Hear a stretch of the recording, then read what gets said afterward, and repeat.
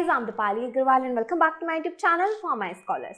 As you guys already know, इस channel पर interview series चल रही है जिसमें मैं डिफरेंट कंपनीज के एम्प्लॉयज़ का इंटरव्यू कर रही हूँ ताकि आपको अपने करियर के लिए एडवाइसेस मिल सकें एंड सजेशंस मिल सकें, ताकि आप अपने आगे आने वाले प्लेसमेंट्स में आपको ये चीज़ें हेल्प कर सकें कि किस तरीके से आपको किसी कंपनी के लिए प्रिपेयर करना है।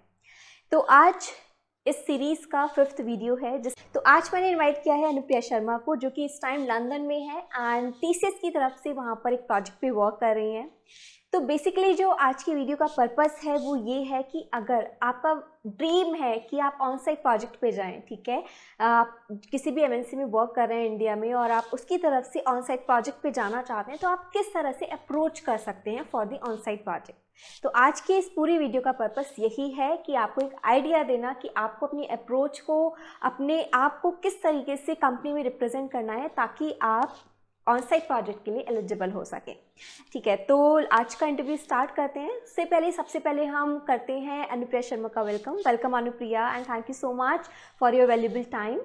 तो अनुप्रिया अपना एक्सपीरियंस शेयर करेंगी कि कैसे पहले इन्होंने फॉर 3 इयर्स यहाँ पर पुणे में ही टीसीएस में वर्क किया है एंड उसके बाद ये लंदन गई हैं एंड लास्ट 2 ईयर्स से she is in London from TCS.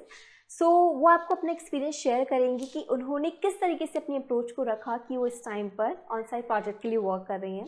तो वेलकम अनुप्रिया। तो आप सबसे पहले अपने इंट्रोडक्शन से स्टार्ट कीजिए कि आपने इंजीनियरिंग कहाँ से किया, किस ब्रांच में किया एंड उसके बाद आपने अपना करियर कैसे स्टार्ट किया। Hello Dipali, thank you so much for doing this interview with me. I'm really pleased.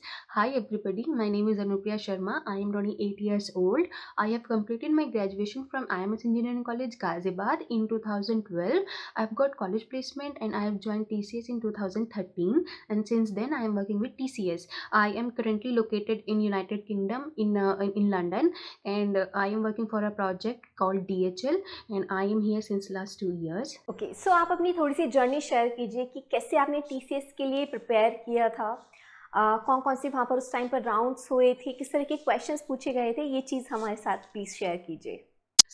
Written test में जैसे कि क्वेश्चंस आते हैं एप्टीट्यूड बेस्ड। एप्टीट्यूड जैसे कि आप जानते होंगे कैसे किस टाइप के क्वेश्चंस उसमें पूछे जाते हैं। सेकंड क्वेश्चंस आते हैं प्रोग्रामिंग रिलेटेड। प्रोग्रामिंग में बहुत हार्ड क्वेश्चंस नहीं पूछे जाते हैं। देन उसके बाद आपको मैथ्स रिलेटेड क्वेश्चंस सॉल्व करने के लिए दिए जाते हैं। अब उससे ज़्यादा मेरे को भी याद नहीं आ रहा, बट इसी टाइप के क्वेश्चंस होते हैं, बहुत सिंपल होते हैं, बहुत ज़्यादा हार्ड नहीं होते।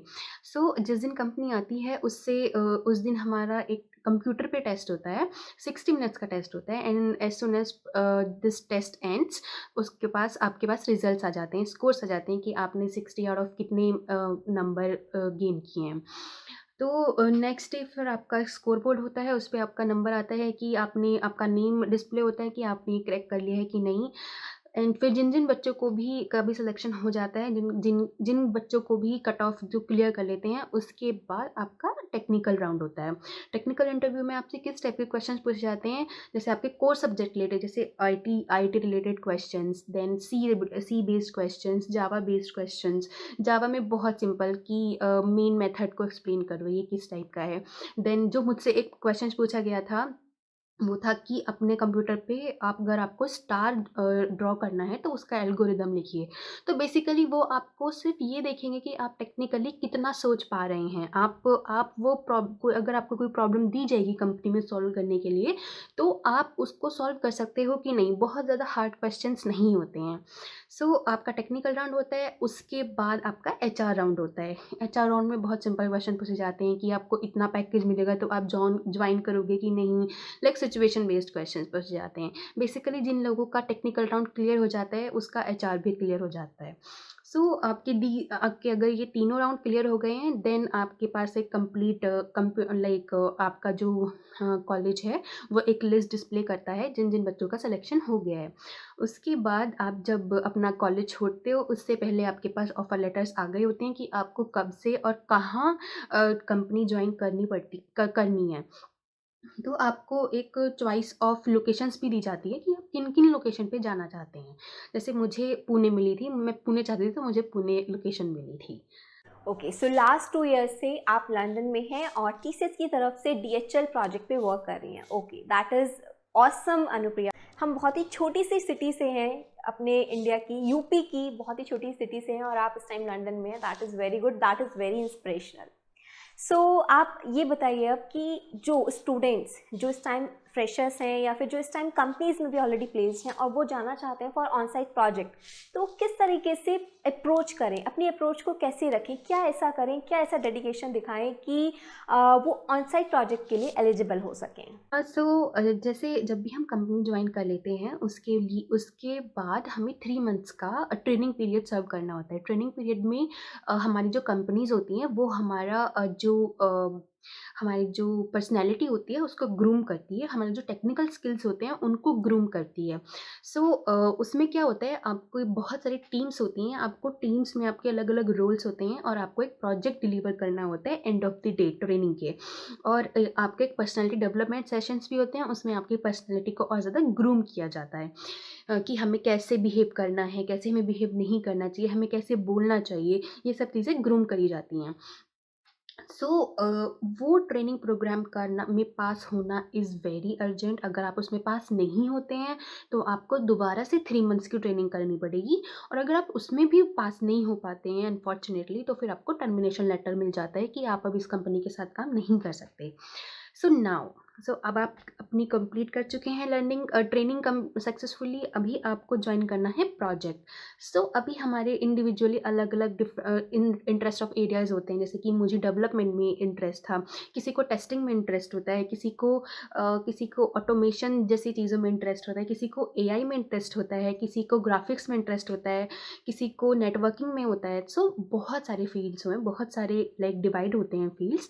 आप अकॉर्डिंगली वो फील्ड्स को ज्वाइन कर सकते हैं। जैसे अगर आपको टेस्टिंग में जाना है तो आप टेस्टिंग में जा सकते हैं किसी भी प्रोजेक्ट की।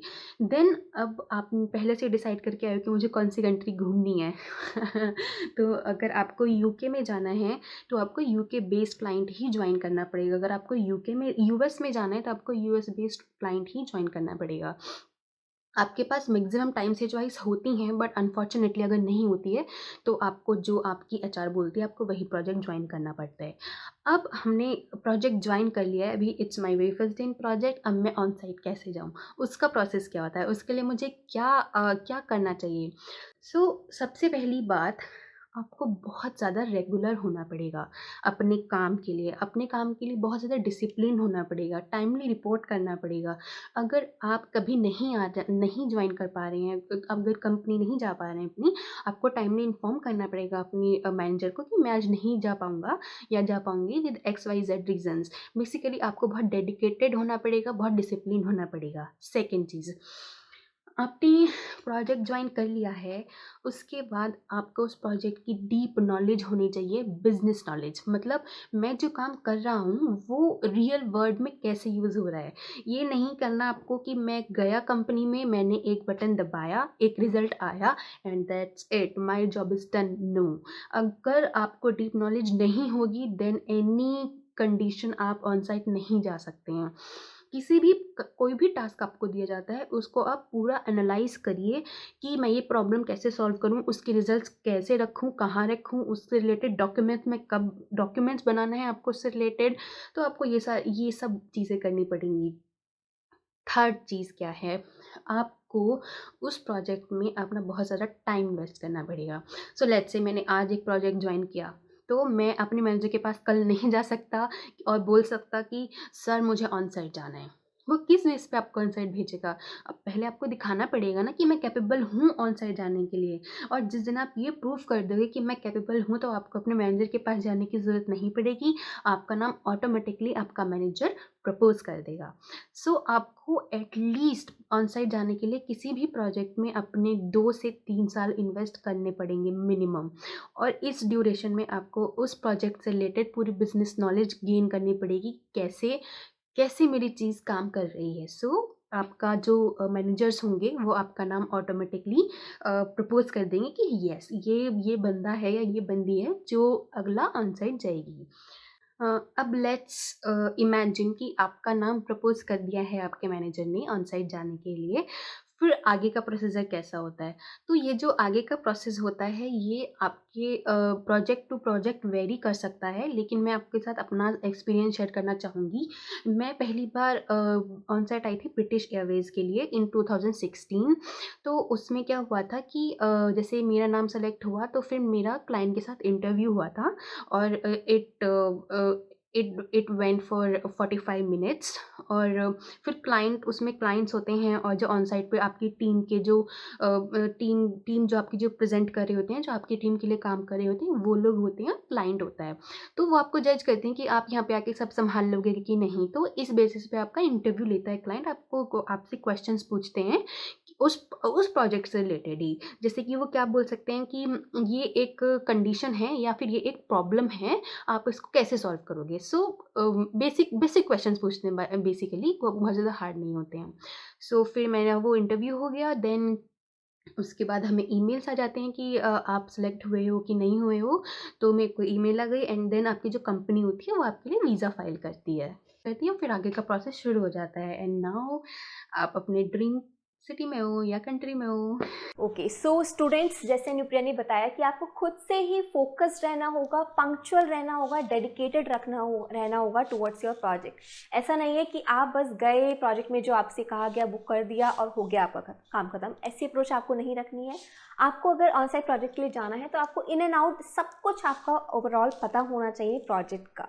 सो इसके अलावा अनुप्रिया, अगर आप स्टूडेंट्स को कुछ सजेशन देना चाहें तो प्लीज़ आप अपना कुछ सजेशन दीजिए कि स्टूडेंट्स को किन चीज़ों का ध्यान रखना चाहिए जब वो प्लेसमेंट के लिए जाते हैं या फिर ऑन साइट प्रोजेक्ट के लिए अप्रोच कर रहे हैं। तो आपको अगर कोई मैं एडवाइस दूँ कि आप यहाँ पे कैसे आ सकती हैं, सो देखिए उसके लिए मैं बस एक ही एडवाइस दूँगी कि be discipline, be on time, just invest your lot of time in what you are doing. हमेशा टाइम पे रहिए, दैट्स इट। और हमें सबको सपने देखने का हक है, और अगर हम कोई सपना देखते हैं तो आई एम वेरी श्योर कि हम उसको पाने के लिए बहुत सारी मेहनत करते हैं। तो बहुत ज़्यादा कुछ भी हार्ड नहीं है, एवरीथिंग विल बी फाइन अगर आप डिसिप्लिन्ड होंगे और वो जो अपने काम कर रहे हो उसके लिए डेडिकेटेड होंगे। काम के लिए भी इतना डेडिकेशन दिखाएँगे तो as everybody knows, slow and study wins the race. आप ज़रूर अपने सपनों की उड़ान को हासिल कर पाएँगे। Thank you so much guys. I hope मैंने आपके लिए थोड़ी-सी हेल्प करी। Thank you, bye-bye. So thank you so much Anupriya. I hope guys, I hope students कि आपको अनुप्रिया के इंटरव्यू से, इस इंटरव्यू के थ्रू बहुत सारा आपको ज्ञान मिला हो कि आप कैसे अप्रोच करें for on site projects, and इसके अलावा कंपनी में अपना जो एटीट्यूड है वो किस तरीके से बना के रखें। ठीक है, तो thank you so much Anupriya. Okay guys, so आज की वीडियो के लिए इतना ही था। सो नेक्स्ट वीडियो है अब हमारा एक एंटरप्रेन्योर सुगंधा अग्रवाल का। So she is an entrepreneur, she is having own company that is doctor care. तो stay tune for that video. Thank you, good luck.